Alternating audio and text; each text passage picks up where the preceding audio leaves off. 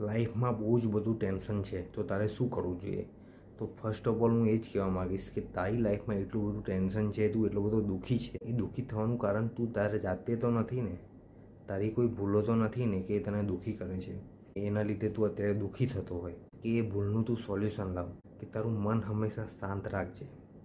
જેટલું તારું મન શાંત રહેશે ને એટલું તારામાં વિચારો નવા આવશે. અને જેટલું તું મન તારું એટલું બધું ડિપ્રેશન જેવું રાખીશ ને તો તને ઊંધા જ વિચારો આવશે અને એનાથી તું વધારે ટેન્શનમાં આવીશ. તારે ટેન્શન લેવાનું નથી, ટેન્શન ફ્રી થવાનું છે. એના માટે તું ફ્રેન્ડ્સ જોડે બેસ, કંઈક બહાર ફરવા જા, કંઈ પણ કર, પણ ટેન્શન ફ્રી થા. ટેન્શન ફ્રી થઈશ ને તો તારી જોડે બધા જ રાસ્તા મળશે. પણ ટેન્શનમાં તારાથી કશું જ નહીં થાય.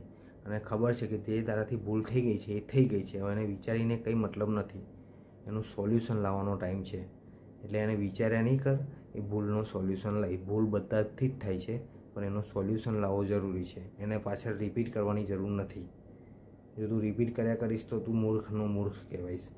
એટલે તું એનું સોલ્યુશન લાવ અને મન શાંત રાખ, તો જ તું બધું ટેન્શનનું હલ થશે. બાકી તું આવું નવું ટેન્શનમાં જ રહ્યા કરીશ. અને દુઃખી થવાની જરૂર નથી. બધાની લાઈફમાં આવા પડાવ આવતા જ હોય છે. ખાલી એને પાર કરવાની જરૂર છે તારે. તું પાર કરી લઈશ ને પછી તારે શાંતિ જ છે.